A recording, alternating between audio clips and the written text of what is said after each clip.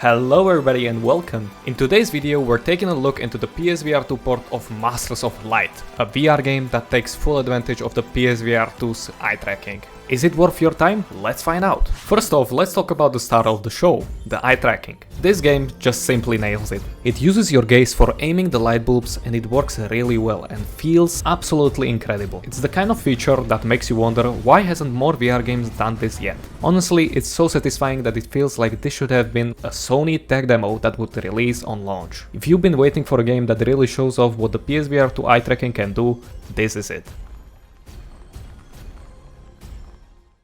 Now onto the gameplay. You have to literally punch through the enemies and let me tell you, you'll break a sweat. If you ever played Creed Rise to Glory, it's a bit like that. Fast-paced, physical and very fun for a workout. The combat feels good, but there's one catch. It gets repetitive after some time. There's a variety of enemies and some cool power-ups you can use to destroy them, but you don't really need them to progress. And while there's a final boss that is a nice touch, I think the campaign could use some mid-game bosses to spice things up. For difficulty, I recommend playing on hard. Normal mode is just too easy and even on hard I barely got hit. I wish there was a difficulty that would just spam the enemies on you, but there's unfortunately nothing really that fast-paced in this game. That said, the harder difficulty makes the gameplay feel more engaging and fun, even if it's still a bit on the easy side.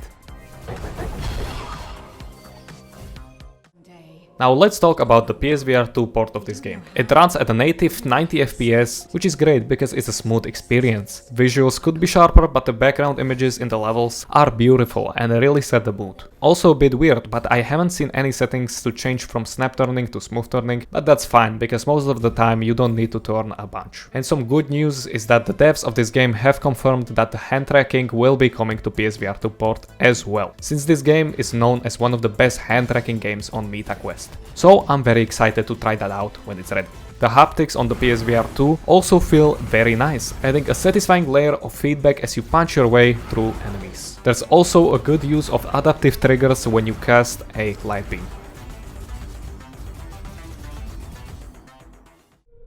Surprisingly, this isn't a rhythm game, which I thought it was when I first saw the trailers, but then I found out it has a story. While the plot isn't groundbreaking, the ending is pretty nice and gives the game a bit more depth. However, the campaign is short, clocking in at around 2 to 3 hours. But at a $20 price point, I didn't find that too bad. As for the soundtrack, while it doesn't feature any mind-blowing bangers, the music fits the gameplay and keeps you in the zone. Also, the platinum for this game seems very easy, so I'll be definitely going back to this game to get all of the trophies. Overall, this game is a fun addition to the PSVR2 library, especially if you're looking to see what the eye tracking tech can really do. Sure, the gameplay gets repetitive and it could use some mini bosses to break up the wave of enemies. So would I recommend it? For $20, I think it's worth it, but I would maybe wait for the hand tracking update to get to see the game in its full beauty. But if the gameplay looked fun to you, give it a try and let me know what you think in the comments below. And that's it for today's review. Don't forget to like, subscribe and hit that bell for more VR content. Thanks for watching and we'll see you in the next one. Bye!